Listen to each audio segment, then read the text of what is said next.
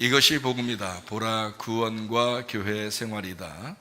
누가복음 19장 10절 말씀입니다. 인자가 온 것은 잃어버린 자를 찾아 구원하려 함이니라.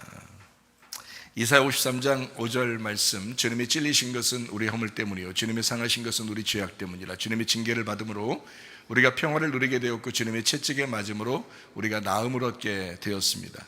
고린도후서 6장 2절 말씀 보니까 보라 지금이라. 은혜 받는 것도 구원 받는 것도 지금입니다. 예수님은 성령으로 잉태했습니다. 6월절 어린 양 예수님이 우리를 구원하러 오셨는데 십자가 못 박혀 돌아가시기 전에 침례를 받으셨어요. 침례 받으시면서 예수님이 기름 부음을 받으시죠. 성령이 비둘같이 내려오시면서 기름 부음을 받고 우리의 모든 죄가 이제 그에게 넘어가고 그가 침례 받으시면서 올라오시면서 성령이 비둘같이 내리셨습니다. 그리고 광야에서 3가지 시험을 이기십니다. 그리고 3년 반 동안 아버지의 일을 충실히 하시다가 십자가 못 박혀 돌아가시면서 우리의 모든 죄악 그리고 모든 죽음까지도 끝내셨습니다. 예수님은 우리에게 구원자가 되시고 치료자가 되시고 회복자가 되십니다. 성령님으로 함께 우리와 늘 함께 하겠다 해서 성령님을 임마누엘 하신다 이렇게 말씀을 했습니다. 성령님은 예수님의 영, 하나님의 영이거든요. 그러니까 예수님이 우리와 늘 함께 한다, 하나님이 우리와 늘 함께 한다 라는 그런 말, 임마누엘입니다. 예수님의 이름 자체가 임마누엘이에요. 예수님은 여호와는 구원자시다 라는 이름인데 예수님이 임마누엘이시다 라고 마태복음 1장에 말씀하고 있죠. 그러니까 예수님은 우리에게 임마누엘 하신다, 늘 함께 하신다, 어떠한 상황에도 내가 너와 함께 있을 거야, 이제 그런 말씀입니다. 저는 그걸 경험했어요. 제가 어떤 상황에 있더라도 주님이 나와 함께 하시고 있었다라는 것을 제가 직접 응답을 받은 사람입니다. 그래서 하나님은 역시 우리를 떠나지 않으시는 분이구나, 늘 함께 있구나, 내가 어떤 상황에 있더라도 주님은 나와 같이 있구나 라는 것을 제가 깨닫게 되었습니다. 믿음의 결론은 영혼의 구원입니다. 영혼의 구원이 가장 중요합니다. 그래서 영혼의 구원을 위해서 우리 주님께서 오셨고 주님은 우리에게 감독자가 되시고 주인이 되십니다. 그래서 선한 청지기같이 너희가 서로 봉사해야 된다라고 말씀하고 스스로 지혜롭게 여기지 말아라. 너희가 믿음으로 날마다 한 걸음씩이라도 앞으로 전진해 나가야 된다라는 그런 말씀합니다. 나그네로 있을 때를 너희가 두려움으로 지내라 그랬고 만물의 마지막이 가까웠으니까 너희가 정신을 차려야 된다. 세상이 혼란하죠. 그러니까 어때요? 어떡하지? 어떡하지가 아니라 그래야 만물의 종말도 올 거 아닙니까? 만물의 마지막도 세상이 혼란해야 올 거 아니에요. 어쨌든 우리가 정신 차려야 됩니다. 우리가 할 수 있는 일은 정신 차려야 된다. 정신 차려서 깨어 기도해야 된다. 왜냐하면 마귀가 우는 사자와 같이 삼킬 자를 찾고 있기 때문입니다. 삼킬 자를 찾는다. 마귀가 찾고 있는 사람이 어떤 사람일까요? 모여있지 않은 사람입니다. 모여있지 않은 사람을 찾고 있습니다. 절대 이게 동물의 왕국에서도 보면 사자가 떨어져 나온 그 동물을 이렇게 공격하지 모여있는 건 공격을 못합니다. 떨어져 나와야 공격을 하거든요. 그러니까 마음으로라도 자꾸 떨어지면 안 돼요. 마음으로라도 교회와 연합해야 되고요, 몸으로도 교회와 연합해야 합니다. 모여있으면 마귀가 틈을 탈 수가 없어요. 우는 사자같이 삼킬 자를 찾고 있다 그러잖아요, 마귀가. 근데 모여있으면 그러면 공격을 못해요. 주님 안에서 승리하는 방법입니다. 한 걸음이라도 너희가 앞으로 나가야 된다. 예배는 영과 진리의 예배입니다. 영이라는 하나님, 그 말씀을 진리로 깨닫는 것, 이것을 예배라고 그래요. 말씀을 깨달아야 된다. 오죽했으면 제가 꿈에도 이런 얘기를 누구한테 하더라고요. 말씀을 깨달아야 돼. 영이신 말씀을, 하나님 말씀을 깨달아야 돼. 그것이 예배야. 그래서 제가 막 말씀을 설명해 주더라고요, 꿈에도.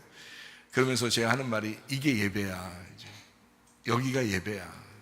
이게 예배인 거야. 말씀을 깨닫는 것, 영과 진리의 예배. 말씀과 기도로 너희가 거룩해진다 그랬습니다. 말씀을 듣는 것이 가장 우선이고요. 그리고 우리가 말씀을 듣고 믿음이 생기면 구원을 받아요. 구원을 받으면 예배를 참석하게 되죠. 예배를 참석하게 돼서 함께 모이잖아요. 그러면 하나님을 깨닫게 돼요. 말씀을 깨닫게 돼요. 그러니까 하나님만 깨닫는 게 아니라 나도 깨닫게 돼요. 자기 자신을. 내가 어떤 인간이구나 라는 것을 깨닫게 돼요. 그래서 자기 자신을 깨달으면 깨달을수록 자기를 버리게 되고 예수님을 더 갖게 되죠. 예수님을 더 많이 가지면 가질수록 그게 천국이 넓어지는 것입니다. 우리 안에서 천국이 넓어져요. 그래서 하나님 나라는 먹는 것과 마시는 것에 있는 게 아니라 의와 평강과 기쁨이다. 그게 천국이다 라고 성경은 말씀하고 있습니다. 예수님을 안 믿는 게 죄입니다. 죄라고 하는 건 예수님 안 믿는 게 죄다. 사람은요 다 악해요. 세상 돌아가는 거 보면 모르겠어요. 그냥 악한 것이 막 그냥 득세할 정도로, 악한 것이 꼭 승리하는 것처럼 보일 정도로 세상은 악합니다. 이거 뭐 사람이 의인이 어디 있겠어요? 다 죄인인데. 근데 성경에서는 다 죄인이다. 근데 예수님이 십자가 못 박혀 돌아가셔서 우리의 모든 죄를 용서했다. 그 예수님을 믿지 않는 게 죄다. 이제는 그분을 믿지 않는 게 죄다. 여러분과 저는 예수를 믿는 사람들입니다. 그래서 예수를 믿고 우리가 구원을 받은 사람, 영생을 얻는 사람은요 어떤 사람이냐면 예수 그리스도와 하나님을 잘 아는 사람입니다. 잘 아는 것, 그게 영생이다 이렇게 말해요. 그럼 어떻게 아는 걸 얘기해요? 몸과 마음으로, 진심으로 아는 걸 얘기해요. 사람들이요 머리로 많이 알더라고. 머리로. 그러면서 세상 욕심 따라서 살아요. 그게 우상숭배고 그게 선악과예요. 그게 탐심이라고요. 그렇게 하지 말고 우리 하나님을 진심으로 너의 몸과 마음으로 알다가 그 영생함 얻는 사람이 있잖아요. 그 아는 것이 영생이다라고 했으니까 예수 그리스도를 진심으로 아는 거, 기노스코 야다라고 그랬죠. 그래서 기노스코 야다, 이것은 몸과 마음으로 동침하는 걸 얘기해요. 예수님을 그렇게 아는 사람, 다시 말하면 경험하는 거죠. 주님을 경험하면 주님 그 어린 양 되신 예수님이 십자가 못 박혀 돌아가시는 그것을 깊이 깨닫게 됩니다. 그러니까 아무렇게나 살 수가 없어요. 예수님을 따라가니까. 그래서 자기 자신을 부인하고 자기 십자가를 지고 주님의 십자가를 따라가는 거죠. 주님은 주님의 십자가를 지고 가셨으니까 나는 나를 부인하고, 그죠? 나를 거절하는 겁니다. 나를 거절하고 나의 십자가를 지고 주님을 따라가는 것이다. 그게 신앙생활이에요. 그게 우리 교회 생활입니다. 그러니까 예수를 믿는다고 해서 막 그냥 뭐 즐거운 일만 있는 건 아니에요. 그럼에도 불구하고 우리가 주님 따라가는 것, 그 주님을 내 안에 가득 채우는 것, 이거를 천국 생활이다 이렇게 이야기합니다. 진리를 알지니 진리가 너희를 자유롭게 한다 그랬죠. 자유가 없으면 억압하는 거죠. 억압이 있으면 지옥입니다. 어둠이고요. 그러니까 자유해야 되겠죠. 그래서 우리는 죄에 얽매이는 사람들이 아니라 죄에서 벗어난, 율법에서 벗어난 그런 자유한 사람들이 되는 것, 이것을 교회라고 그러거든요. 그러니까 진리를 우리가 알고 그 진리를 알수록 주님 안에서 참 자유한다, 이것을 우리가 깨닫는 것입니다. 오늘의 그 본문의 말씀 보면 누가복음 19장 10절 말씀입니다. 인자가 온 것은 잃어버린 자를 찾아 구원하려 함이라. 자, 잘 생각해 보세요. 저는 이번 그 사태를 보면서 참 암담하더라고요. 야, 세상에 이렇게도 될 수 있나? 라는, 왜냐면 사람들이니까 이렇게까지 되지 않을 수 있거든요. 사람이 양심이라는 게 있고, 그죠? 법이라는 게 있고, 그러니까 이 정도까지는 아닐 것이다 라고 생각했어요. 근데 진짜 그렇게 해버리더라고요. 야, 그냥 대통령 파면, 대통령 탄핵, 뭐 이런 거를요, 야, 이거 진짜 제가 여러분에게 누차 얘기하지만 나라는 대통령을 탄핵시키고 나라는 대통령을 파면시키는 게 이게 성경입니다. 예수 그리스도가 나의 왕이 되시고 예수 그리스도가 나의 주인 되게 하는 것, 이것을 성경이라고 그럽니다. 그런데 자기가 안 죽는 거예요. 자기가 탄핵되지 않는 거예요. 자기가 파면되지 않는 거예요. 이게 뭐냐면 마귀예요. 그게 마귀라고. 마귀하고 하나님하고요, 이게 서로 대적자입니다. 마귀 입장에서는 하나님이 반대 입장이고요, 하나님 입장에서는 마귀가 반대란 말이에요. 근데 이 사람들이 누구의 말을 더 많이 따르겠어요? 세상 사람들은 마귀의 말을 더 많이 따릅니다. 아무래도요. 교회 다니는 사람들은 아무래도 하나님 말씀을 더 따르려고 하겠죠. 그죠? 사랑하라, 용서하라, 뭐 이런 말씀들 많이 있잖아요. 그러니까 그런 말 따르려고 하죠. 근데 세상은 그렇지 않아요. 세상은요, 악합니다. 악독합니다. 불법을 저질러서라도 무슨 일을 막 꼭 해내고 말아요. 야, 사람이 어떻게 저럴 수 있지라고 하는데 그걸 다 해요. 그런 사람들이 참 많더라고요. 그래서 제가 보면서 야, 진짜 나를 탄핵시키고 나를 파면하라고 그랬더니 성경에서 예수님을 자꾸 탄핵시키고 예수님을 파면하고 자기가 왕 되려는 사람들이 많구나. 자기가 주인 되려는 사람들이 참 많구나. 이거 뒤죽박죽이다, 엉망진창이다, 이거 완전 불법이다. 그래서 저는 이번 사태를 보면서 참 너무 억울하고 황당하고 말해요. 너무 기가 막힌 이런 일들, 참 힘 빠지고 말해요. 그러면서 주님을 생각했습니다. 예수님 십자가에 달려 돌아가실 때, 예수님이 처형당하실 때를 생각했어요. 예수님 십자가 못 박혀 돌아가시는 거 이거요? 합법적인 거 아닙니다. 그들은 거의 불법으로 다 예수님을 처형한 거예요. 예수님이 죄를 짓지 않았어요. 근데도 불법으로 처형해버린 겁니다. 다 불법이었어요. 그렇게 예수님을 죽이는 자들, 그게 하나님을 믿는다는 사람들도 그랬어요. 그리고 그때의 그 시대가 로마 시대인데요, 그 로마가 그것을 법 집행을 해버린 겁니다. 완전 다 불법이었어요. 근데 세상은 그렇게 했어요. 예수님이 그들을 보면서 참 어떻게 생각했을까? 저는 그 예수님이 그렇게 받아들이는 그 모습, 그런 걸 보면서요, 이번에 이런 일들을 이렇게 가만히 지나는 걸 보면서 참 변한 게 없구나. 옛날이나 지금이나 사람들은 변하는 게 아니구나. 노아 시대를 생각해 봤습니다. 소돔과 고모라 시대를 생각해 봤습니다. 하나님이 정말 얼마나 하나님이 이들의 그 죄악을 생각했으면 멸망을 시켰겠어요. 그 많은 사람을, 하나님이 정말 사랑이신데 노아 시대에 다 멸망시키고 소돔과 고모라라고 하는 그 지역을 다 멸망시켰어요. 하나님 마음을 생각해 보세요. 그들이 도저히 돌이킬 수 없다는 것을 알았다. 도저히 돌이키는 사람들이 아니구나라는 것을 알았다는 거예요. 그러니까 예전이나 지금이나 하나님의 심판은 분명합니다. 도저히 돌이킬 수 없는 사람들에게 하나님은 분명히 심판하실 것이다 하는 겁니다. 하나님의 공의입니다. 하나님의 정의, 하나님의 의로움은 죽지 않았습니다. 그래서 심판이 있는 거예요. 정말 마지막 시대의 그 마지막 말세, 그리고 하나님의 심판 반드시 오겠구나. 왜?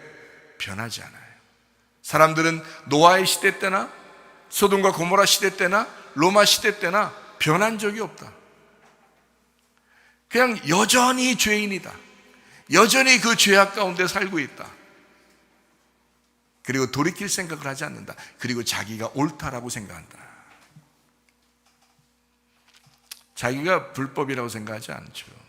자기들이 법이 살아났다, 민주주의가 살아났다라고 얘기하겠지만 사실 속속들이 가만히 연구해 보면 다 불법이었습니다.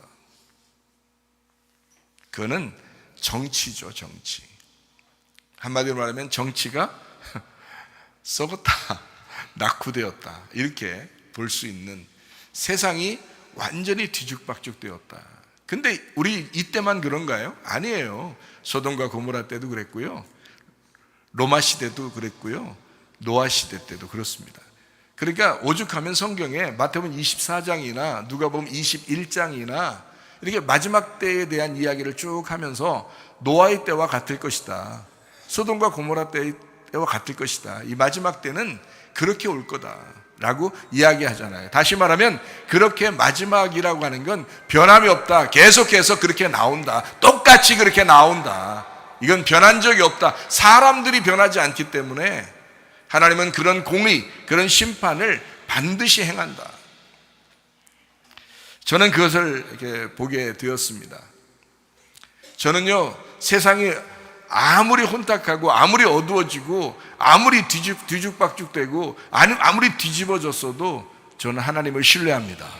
저는 하나님을 믿습니다. 저는 그런 하나님을 제가 만났어요. 그렇기 때문에 하나님을 신뢰할 수밖에 없습니다. 주님이 가장 우리에게 원하는 것이 무엇일까? 두 가지예요. 하나는 구원받는 겁니다. 또 하나는 교회 생활이에요. 근데 보세요. 세상이 어둡다라고 하는 것은 교회 핍박이 들어오는 것. 이게 교회 핍박이 들어오는 것이 가장 어두운 시대예요. 그게 말세입니다. 기독교 핍박이 온다 하면 그럼 그게 말세예요. 저는 지난 몇 년 전에 3년 반 동안 기독교를 핍박하는 모습을 제가 눈으로 목격했습니다. 확실히 보았어요. 이 세상의 정치가, 이 세상의 법이 그냥 마구잡이로 기독교를 핍박할 수도 있겠구나라고 하는 것을 저는 보았어요. 예수님 시대 때도 마찬가지였습니다. 주님의 제자들이 핍박을 당했어요. 그냥 핍박을 당한 그 사람들이 뭐 나쁜 짓 했습니까? 그래서 핍박한 겁니까? 아니에요. 세상은 그들을 그냥 핍박하고 싶어 했던 거예요. 그들을 죽이고 싶었던 거예요. 교회가 모이지 못하도록 하고 싶었던 거예요. 그냥 교회가 나쁜 짓 해서요? 아니에요. 그래도 착한 사람들이 교회에 많습니다. 세상보다는 그래도 착한 사람들이 교회에 많아요. 인간적으로 봐도요. 그런데 그냥 교회가 밉다는 거예요. 그냥 교회가 싫다는 거예요. 누가 그렇게 만드는가요? 사탄입니다. 사단의 영이 그들을 이용하는 거예요. 교회를 자꾸 미워하도록, 교회를 파괴시키도록, 교회에 모이지 못하도록 그렇게 만드는 것입니다. 세상이 그렇다는 말이에요, 지금. 그러나 우리 하나님께서 우리에게 가장 원하는 것이 무엇일까? 하나는 구원이요, 하나는 교회 생활입니다. 하나님께서 우리에게 가장 원하시는 것만 하다가 주님 만나시기를 바랍니다. 오순절 성령 충만 받은 사람들 교회로 하나님께서 부르셨습니다. 그 교회들이 계속 이어져 내려옵니다. 그리고 마태복음 16장에 보면 음부의 권세가 이기지 못할 것이다 라고 주님께서 말씀합니다. 교회가 세워지면, 주님의 교회가 세워지면 음부의 권세가 이기지 못하는 반석 위에 세워진 교회들이 분명히 있게 될 것이다 라고 말씀합니다. 그 음부의 권세가 이기지 못하는 교회, 결국 지금의 우리 교회까지 내려오게 됐단 말이에요. 음부의 권세가 이기지 못하는 주님의 교회는 사라지지 않고 계속 이어져 내려갈 것입니다. 여러분과 제가 있는 한, 또 우리 자녀들이 그 믿음을 갖는 한, 그 음부의 권세가 이기지 못하는 교회는 계속해서 이어져 내려갈 것이다. 그러므로 자녀 교육, 자녀의 믿음이 어떠한가를 교육하는 것은 굉장히 중요합니다. 자녀의 신앙생활을 점검하시기를 바랍니다. 그래서 그들의 믿음이 어떠한가라고 하는 것을 확인하셔요. 지금 미래가 달려있는 문제입니다. 살아가다 보면 거짓이 이기는 것 같고 마귀만 일하는 것 같은 느낌이 올 때가 많습니다. 저도 그걸 느끼는데 여러분 어떻겠습니까? 야, 이거 하나님 일 안 하는 거 아닌가? 이거 하나님이 이거 안 보이니까 도대체 도와주지 않으면 어떡하지? 막 이런 걱정들이 얼마나 많아요. 저도 그런 걱정하고 있는데 여러분 같으면 어떻겠냐고요. 저는 확실히 주님을 믿습니다. 하나님이 역사하실 걸 저는 믿어요. 왜냐하면 그런 하나님을 제가 만났으니까 제가 뭐 거짓말할 수 없잖아요. 근데 막 세상이 너무 막 공격적이니까 그냥 막 마구잡이로 공격하니까 막 무슨 막 개가 막 사람을 이렇게 정신이 이상한 개가 막 공격해서 막 달려드는 것처럼 공격하니까 야, 이거 무섭다. 뭐 이렇게 할 때도 있거든요. 저도 그런 마음이. 물론 하나님께서 역사하실 것이다라고 저는 믿습니다. 그런데 그렇게 야, 이거 마귀만 일하는 거 아닌가? 이런 생각을 할 때가 있거든요. 그런 느낌이 와요. 그런 느낌이 자꾸, 그죠? 여러분도 그렇잖아요. 잘 생각해 봐요. 에스더서 3장하고 에스더서 5장에 보면 뭐 이렇게 이야기가 나와요. 하만이라고 하는 사람 있잖아요. 하만이라는 사람이 유대 민족들을 다 막 멸망시키려고 그래요. 모르드게만 멸망시키려고 하는 게 아니에요. 유대인들 다 멸망시키려고 한다는 거예요. 아니 그게 누가 준 마음이에요. 그게 하나님이 주신 마음이 아니에요. 그 사탄이 준 마음이야. 사람을 미워하고 사람을 죽이려고 하는 거예요. 이거 하나님 마음 아닙니다. 이거 분명히 사단이 준 마음이에요. 근데 하만이 모르드게하고 유대인들을 다 죽이려고 했는데 말이에요, 하나님은 그걸 역전시켜 버립니다. 하만이 모르드게에 매달으려고 나무 장대를 매달았거든요. 거기에 하만이 달려버려요. 하나님이 역전시켜 주시면 반대 현상이 벌어질 수도 있다는 얘기예요. 근데 성경은 우리에게 그걸 가르치잖아요. 근데 세상 돌아가는 건 막 지금 우리에게 닥치는 걸 보면, 야 이거 뭐 어떻게 된 거야 이거, 하나님 지금, 그러니까 그 괴로운 그 시간 동안에는 막 하나님 역사하지 않는 것 같이 느껴지는 거예요. 자기 가정에 문제가 생겼을 때, 나라에 문제가 생겼을 때, 교회에 문제가 생겼을 때, 자기 몸에 문제가 생겼을 때, 막 이럴 때는 하나님이 막 역사하지 않는 것 같은 느낌이 막 온단 말이에요. 그래도 역전시키시는 하나님을 믿으시길 바랍니다. 하나님 반드시 역사하십니다. 그래요. 욥을 보세요. 욥이라고 하는 사람, 뭐 성경에 욥기서 1장에 보면 뭐 엄청 뭐 욥이 잘못해가지고 뭐 사탄이 역사하고 뭐 질병 걸리고 일어나요? 집안 싹 다 그냥 난리 났어요. 사탄이 그냥 괜히 쓰러뜨리고 싶은 거예요, 욥을. 하나님이 욥을 사랑하는 것 같으니까 욥을 막 쓰러뜨리고 싶은 거야. 그래서 보세요, 여러분, 욥만큼 고난당한 사람이 어디 있겠어요? 고난으로 따지면 욥 자체가 고난이야. 그냥 그 고통받는 주님을 상징하는 건데요, 그 욥이 엄청 고통받았어요. 자기 몸에 질병만 있는 게 문제가 아니에요. 가족들도 싹, 자기 가지고 있는 소유들도 싹 다, 모든 걸 다 잃어버렸어요. 좌절할 수밖에 없죠. 절망할 수밖에 없죠. 근데 하나님이 역사하십니다. 결국 하나님이 그를 다시 회복시켜서 소유물을 2배로 만들어 주시고요, 다시 그의 질병도 다 치료받게 만들어 주시고요, 하나님이 그와 다시 연결하시고 다시 평화하게 만들어요. 하나님의 놀라운 역사, 그리고 자녀들도 더 많이 하나님이 또 주시고 하나님의 역사를 경험하게 하십니다. 역전시키시는 하나님. 그럼 왜 이렇게 어려운 일들이 자꾸 우리한테 벌어질까? 하나님이 그냥 어려운 일 당하기 전에 하나님이 확 나타나가지고 그냥 어려운 일 안 당하도록 탁탁탁 막아주면 좋지 않을까? 하나님이 살아계시다며 라고 생각하잖아요, 여러분. 왜 어려운 일이 생길까요? 사탄도 살아있기 때문에 그렇습니다. 사탄 안 죽었어요. 사탄 살아있어요. 그냥 하나님이 그냥 두시니까 그러는 거야. 근데 하나님이 이 사탄을 그만해, 거기까지야, 이러면 못해요, 사탄이. 근데 사탄이 살아있으니까 자기 마음대로 하고 싶을 거란 말이에요, 그죠? 근데 하나님이 야 거기까지야 하면 거기까지만 해야 돼. 사탄도 하나님이 통제하시는 거지, 통치하시고 통제하시는 거지, 어느 정도 둔단 말이에요. 사탄이 살아있고 그 사탄, 살아있는 사탄이 계속 뭔가 일을 벌인다고요. 사탄이 살아있기 때문에 억울하고 원통한 일들이 벌어지게 된다. 특별히 교회 다니는 사람들, 열심히 교회를 사랑하고 주님을 사랑하는 사람들에게도 이런 일이 벌어질 수가 있다. 사탄이 살아있기 때문이다. 정말 억울하고 원통한 일들이 한두 가지겠어요? 그런 일이 있죠. 사탄이 살아있는 한 이런 일들은 우리에게 반드시 벌어지게 된다. 하나님은 왜 침묵하시는 것처럼 보일까? 그래서 우리가 그럴 때 보면 막 실족할 것 같죠. 실족이 뭔지 알죠? 막 미끄러져 넘어질 것 같은 거예요. 아니 보니까 막 어떨 때는요, 다리에 힘 풀려가지고 확 넘어질 것 같더라니까. 너무 실족해가지고 기분이 너무 상해서 상처를 입었다 그러죠. 마음이 막 너무 기분이 안 좋은 거야. 기분 나쁜 거야 진짜. 억울한 거야, 원통한 거야. 그럴 때는요, 막 다리에 힘도 풀릴 때가 있어. 뭐 못 먹어서도 힘 풀릴 때가 있는데 막 그냥 힘이 풀려. 그래가지고 막 실족할 뻔했단 말이에요. 근데 우리만 그런 게 아닌가. 시편의 기자도 그런 일들이 있었는 거죠. 시편 73편에 이제 나와 있는 그런 얘기들이죠.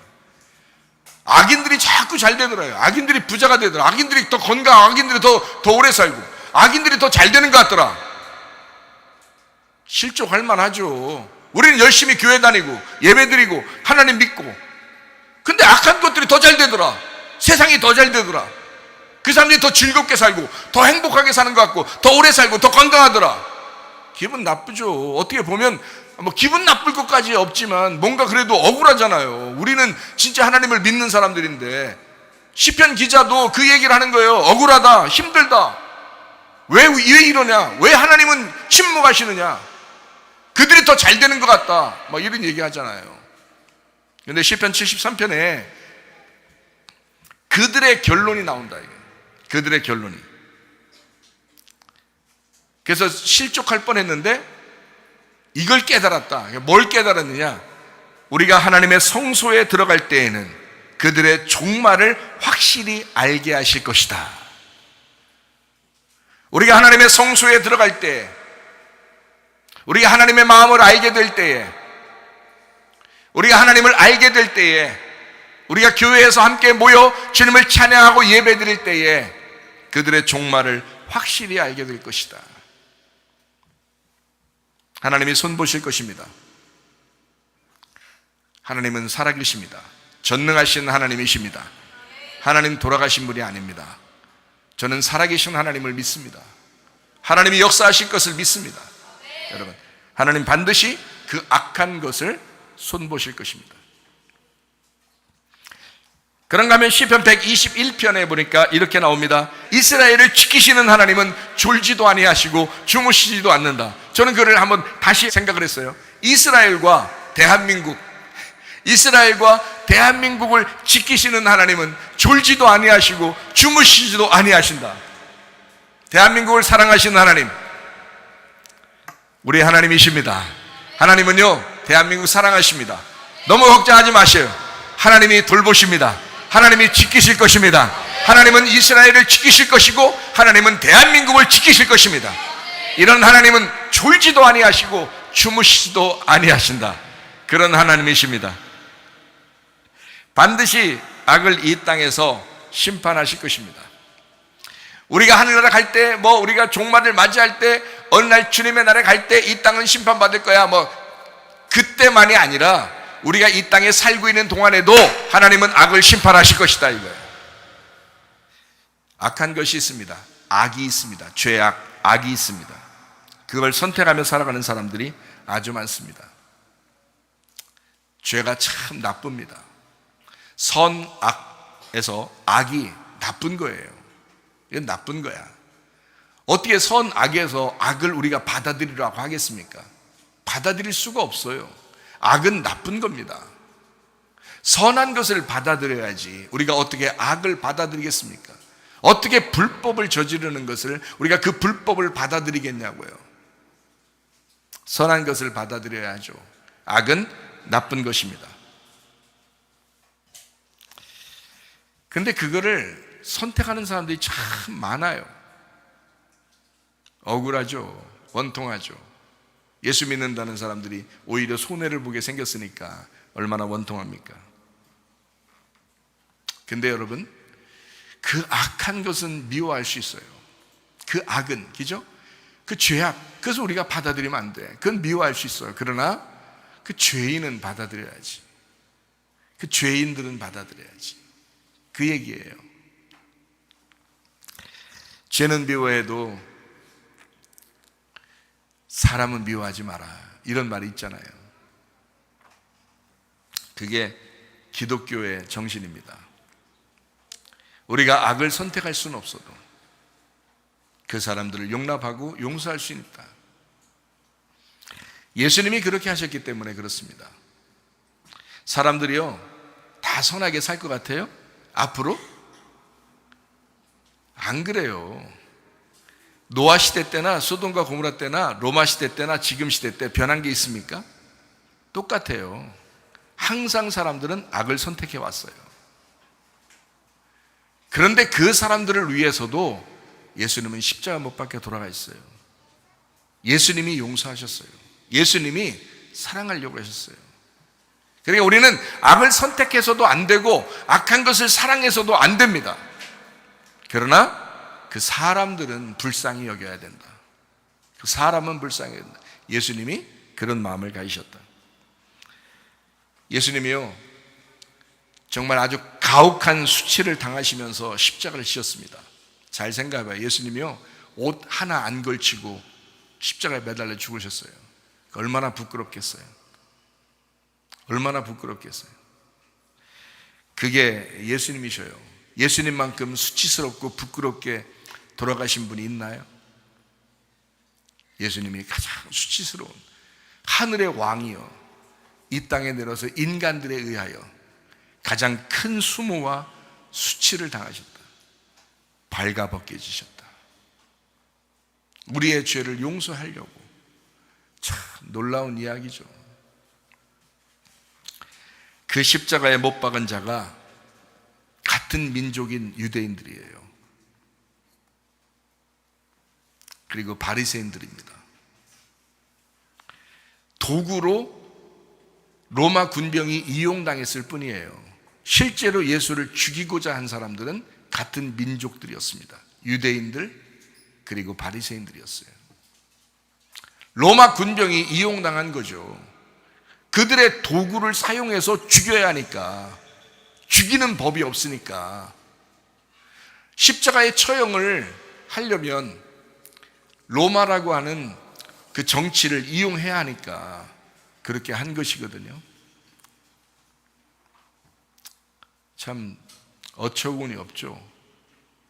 예수님이 죄를 지어서 돌아가신 게 아닙니다. 세상의 정치도 이렇게 보니까 무슨 누가 죄를 져서 정죄를 받거나 죄를 안 져서 풀려나거나 이런 게 아니더라고요. 정치가 완전 뒤죽박죽이에요. 죄를 안 져도 감옥 갈 수 있고요, 죄를 지어도 풀려날 수 있다는 거예요. 이게 세상이더라고요. 세상. 이 어두운 세상이더라고요. 여러분, 제가 가만히 보면서 이게 공산당 전체주의 있죠. 공산당 사회주의 전체주의라는 게 있는데 이미 종교예요. 그게 보니까 그게 이미 종교야. 진화론 종교예요. 마약 이미 종교가 된 거예요. 자기의 신앙이 된 거예요. 돈 이미 종교예요. 그게 신앙이요.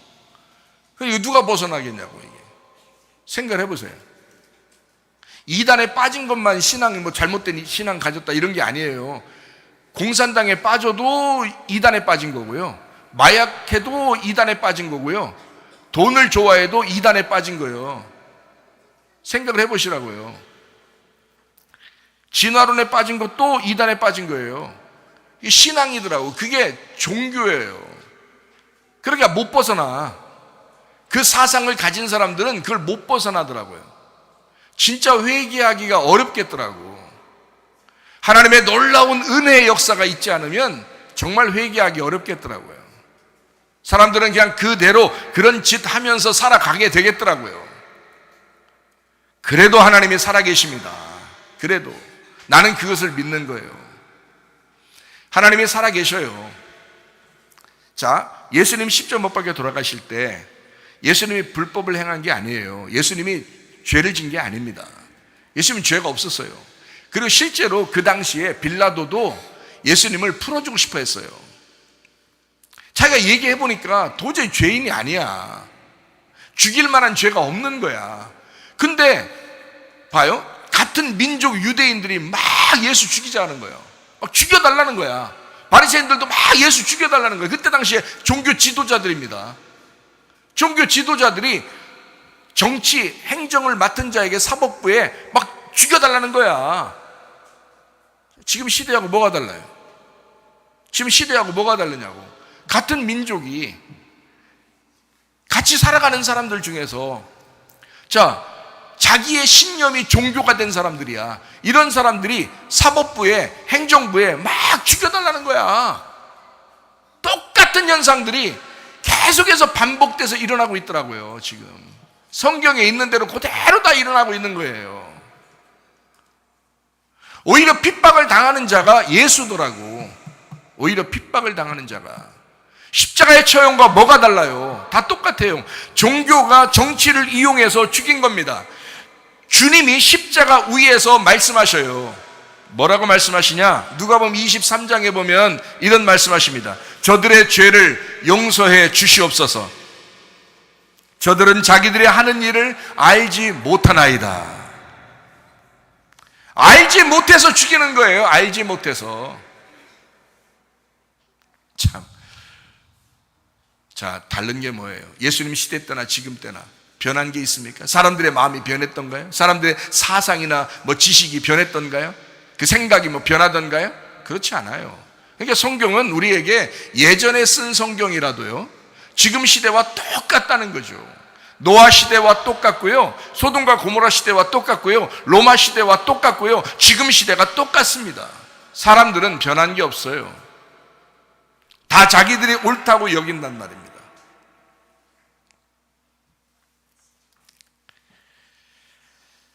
어두워서 보지 못하는 자들, 예수님은 그들에게 죄는 미워하되 그들은 용서하고 싶은 거예요. 몰라서 그랬으니까.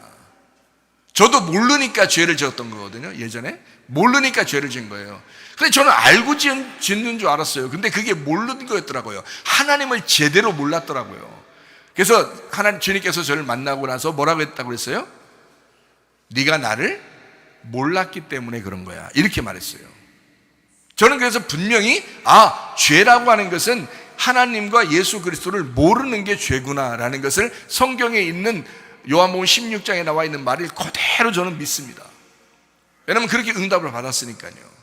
내가 몰라서 그랬구나. 사람들도 마찬가지예요. 지금 왜 이렇게 악하게 살까요? 몰라서 그렇습니다. 어두워서 보지 못합니다. 그게 소경이에요. 소경이 소경을 인도한다 그러잖아요. 그때나 지금 시대나 똑같습니다. 계몽되어서 빛을 보지 못하면 어둠에 갇혀 살게 되어 있습니다. 사람은요. 저도 어느 날 계몽이 됐어요. 어느 날 빛을 봤다고요. 어느 날 알게 됐다고요. 깨닫지 못하면 자기가 어둠인 줄도 모르고 그냥 살아가는 게 그게 문제예요. 알지도 못하면서 그냥 무작정 사람들이 하자는 대로 막 군중심리에 의해서 막 따라다니는 거예요. 몰라서 그런 겁니다. 의외로 자기가 어둠이라는 것을 잘 모릅니다.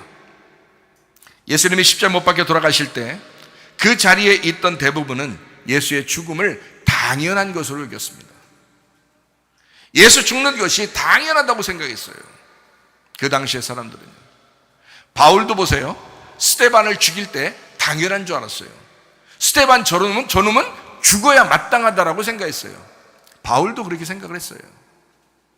그리고 더 죽이려고 가다가 예수님이란 더 큰 빛을 만난 거예요. 깜짝 놀라서 계몽된 것입니다. 빛을 보게 된 거예요. 자기가 깨진 겁니다. 그날. 여러분, 자기가 깨지지 않고서는요, 자기가 파면되지 않고서는요, 자기가 탄핵되지 않고서는요, 주님 만날 수가 없습니다. 어둠이라는 것은 빛이 와서 깨뜨려야 돼요.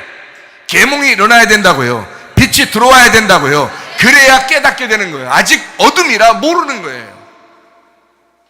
자기를 깨닫지 못한 겁니다. 그래서 불법으로 예수님은 처형당했습니다. 불법으로. 군중은 종교 정치 지도자들에 의해서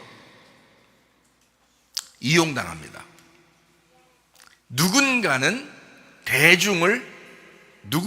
사람들을 이용해요. 근데 어둠에 있는 사람들은 반드시 이용당하게 되어 있습니다. 종교 정치에 의해서. 여러분, 공산당도 종교라고 그랬죠?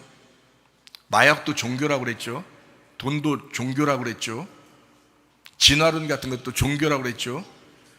그것을 누군가는 알고도 하고 있는 거예요. 누군가는 악해서 그걸 알고도 지금 하나님을 대적하고 있고 교회를 대적하고 있고 나라를 전복시키려고 하고 있고 나라의 대적자가 되려고 하는, 그걸 알고도 하는 사람들이 있어요. 악한 사람들입니다. 근데 군중들은 그들에 의해서 이용당합니다. 같은 어둠이 더 많기 때문에 그렇습니다. 예수님이 십자가 못 박혀 돌아가실 때 정확한 로마법도 아니었습니다. 그래서 빌라도 총독이 예수님 풀어주려고 했던 거예요. 근데 사람들이 아니라는 거예요. 사람들이 예수를 반드시 죽어야 된다는 거예요. 근데 빌라도가 생각해도, 로마 법으로 생각해도 아닌 거예요. 이건 죽을 만한 법이 아닌 거야. 이건 죽일 만한 사람이 아닌 거예요. 근데 사람들은 자꾸 죽여달라는 거예요. 그래서 사람들을 무서워서 그냥 폭동이 일어날까봐 그냥 거기에 불법으로 그럼 죽여라 한 거예요. 로마 법도 아니었습니다. 완전 불법이었습니다. 여러분, 법적으로 정확하게 따지면 이번 사태도 일어날 이유가 없었습니다. 마구잡이 하루 만에 판결 내리고 불법 처형한 것이 예수님의 십자가였어요. 예수님의 십자가 처형이 오랜 시간을 통해서 막 이렇게 한 것 같아요? 아니에요. 하루 만에 끝내버린 겁니다. 하루 만에 잡아가지고 하루 만에 판결 땅땅땅 해서 탁 죽여버린 거예요. 그게 완전 불법 처형입니다. 한마디로 소경이 소경들을 인도한 겁니다. 마태복음 15장이나 마태복음 23장에 나와 있는 말씀들이에요.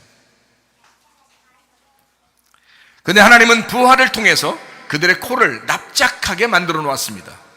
부활하셔야 끝나는 거야. 십자가 처형 받을 때까지만 해도 모든 불법이 다 이길 것 같았죠. 부활하면 끝나는 거야. 부활하면 그때까지 참는 겁니다.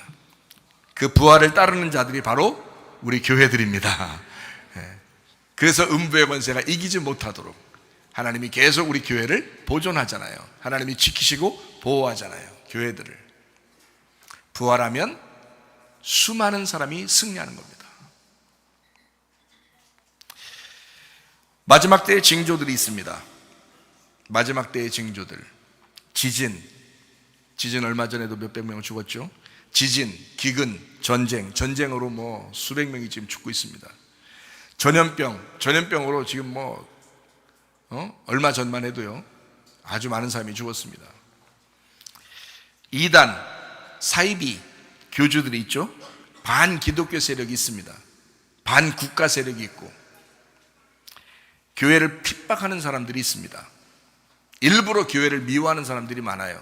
그리고 전교조, 그리고 공산당, 진화론, 마약, 부정선거, 정치, 경제, 과학, 언론, 종교 타락, 그리고 종교 통합하려고 하는 자들, 동성애, 차별금지법, 문화, 예술, 연예계, 스포츠, CBDC, 그리고 돈, 명예, 교만, 음란, 거짓이 칼춤을 추는 시대다. 이게 마지막 때입니다. 여러분 CBDC 이야기 들어보셨죠? CBDC. 제가 여러분에게 이렇게 영상도 보내드렸는데요. 돈이 중앙에서 이제 통제하는 시스템으로 바뀝니다. 얼마 되지 않으면 바로 이루어집니다. 그래서 중앙에서 통제해서 이 사람 마음에 안 들면 돈을 다 뺏어버릴 수도 있고 돈을 하나도 못 쓰게도 만들 수 있습니다. 점수 매겨가지고요. 참 이상한 일들이 벌어질까? 벌어지는 게 세상이라니까. 벌어지는 게. 여러분 가지고 있는 모든 돈은 이제 현찰이 아니라 이제는 디지털화 돼서 숫자로 다 이제 기록이 된단 말이에요. 그게 이제 이루어져요. 결국 뭐 몸에도 새기고 이제 사용하게 되고 하겠지만 요거 몇 년 안 돼서 바뀌어버릴, 지금 요거 아직 하지 말자고 미국에서 막 이렇게 대통령도 얘기하고 있어요. 요거 아직 하지 말자고. 근데 이미 시작한 나라들이 있어요. 편리하다고 시작한 나라들이 있어요. 미국 대통령이 요번 대통령이 하지 말자고 지금 하고 있고요. 우리나라도 지금 한다고, 요 몇 년 안에 한다고 지금 발표했어요. 했는데 지금 반대 의견들이 지금 있어요. 그래가지고 아직 근데 거의 다 아마 할 거예요.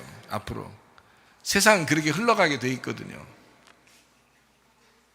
마지막 때의 징조들입니다. 공산당 전체주의는 멸망당할 것입니다. 아무리 마지막 이렇게 혼란한 시대가 온다 할지라도 하나님의 역사, 하나님은 반드시 살아계시기 때문에 공산당 전체주의는 멸망당할 것입니다. 대한민국에서도 불법이 잠시 판을 치겠지만 정의가 승리할 것입니다. 자유민주주의 그리고 자유통일로 입법, 사법, 행정을 장악한 자들이 결국 패배할 것입니다. 자유통일이 오게 될 것입니다. 자유민주주의가 다시 벌어지게 될 것입니다. 하나님 살아계시니까 하나님의 역사가 반드시 있을 것이다. 거짓과 어둠을 따르던 자들이 수치를 당할 날이 올게 될 것이다. 예수가 부활하면 예수를 처형하던 자들이 숨게 되고 예수를 따르는 자들이 이제 드러나게 되죠. 마찬가지입니다.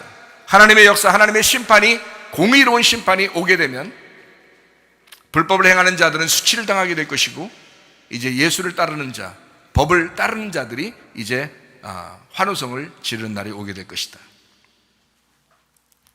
그래서 저는 이렇게 기도합니다. 주여, 저들의 죄를 용서해 주시옵소서. 저들이 하는 일을 알지 못하나이다. 제가 주님 한번 생각해 보니까 참 저절로 이런 기도가 나오더라고요. 주여, 저들을 용서해 주십시오. 저 알지 못하고 저러는 것입니다. 알지 못한 저들은 용서해 주시되 저들의 악과 악한 귀신은 멸망당하게 하옵소서.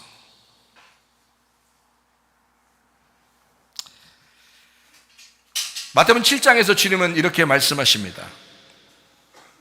주여 주여 한다고 다 천국 가는 게 아니다. 불법을 행하는 자들은 다 떠나가라. 불법을 행하는 자들은 하나님 나라에 합당하지 않다. 누가복음 22장 말씀에서도 결국 아버지의 뜻대로 되기를 원하나이다. 예수님께서는요, 아버지의 뜻대로 되기를 원합니다. 기도죠. 우리의 기도죠. 우리가 무슨 힘이 있습니까? 우리가 무슨 능력이 있어서 대적하고 그러겠습니까? 하나님 앞에 기도하는 거죠. 주여, 주님의 뜻대로 되기를 원하나이다. 제가 바꿀 수 있는 게 아니군요.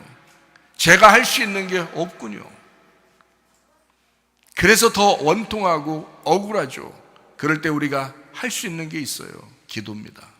하나님, 아버지의 뜻대로 되기를 원하나이다. 그 기도입니다. 자, 우리 성경을 좀 정리하면서 마치죠. 하박국서 2장 20절 말씀입니다. 오직 여호와는 그 성전에 계시니 온 땅은 그 앞에서 잠잠할지니라 하시니라. 하박국서 3장 17절 18절 말씀입니다. 비록 무화과 나무가 무성하지 못하며 포도나무에 열매가 없으며 감람나무에 소출이 없으며 밭에 먹을 것이 없으며 우리의 양이 없으며 외양간에 소가 없을지라도 나는 여호와로 말미암아 즐거워하며 나의 구원의 하나님으로 말미암아 기뻐하리로다. 시편 23편 6절 말씀입니다. 내 평생의 선하심과 인자하심이 반드시 나를 따르리니 내가 여호와의 집에 영원히 살리로다. 하나님의 선하심과 인자하심이 반드시 나를 추격해서라도 그 하나님의 선하심과 인자하심이 반드시 이루어지게 만들 것이다. 왜냐하면 하나님은 살아계시고 우리의 목자가 되시기 때문에 그렇다. 너무 실망하지 마세요. 이 세상 돌아가는 것 때문에 너무 원망하거나 원통해하거나 너무 억울해하지도 마세요. 하나님은 살아계십니다. 하나님은 선하시고 하나님의 인자하심이 우리를 반드시 추격해서 따라와서라도 반드시 그 일이 이루어지게 만들 것이다. 다니엘서 3장을 보시고 다니엘서 6장에 보면 다니엘서 3장에 풀무불에 들어간 사람들이 있습니다. 다니엘의 세 친구입니다. 다니엘 6장에 보면 다니엘이 사자굴에 들어갑니다. 다니엘의 세 친구가 이렇게 말합니다. 그리 아니하실지라도, 정말 힘없이 보이죠. 그리 아니하실지라도, 그러면서도 풀무불에 들어가게 됐습니다. 다니엘은 사자굴에 들어가게 됐습니다. 급기야 들어갔습니다. 그들을 풀무불에 집어넣고 사자굴에 집어넣는 자들이 더 힘이 있는 것 같이 막강한 사람들처럼 여겨졌습니다. 그러나 하나님의 역사, 하나님의 역전시키시는 그 하나님의 놀라운 역사는 멈추지 않았습니다. 풀무불에 있었던 다니엘의 세 친구가 반드시 나오게 되었고요, 사자굴 속에 들어갔던 다니엘도 반드시 하나님이 건져냈습니다. 그리고 하나님의 놀라운 부활의 역사가 시작됐습니다. 더 강한 하나님, 더 전능하신 하나님을 그들이 목격하게 되었다, 그 말입니다.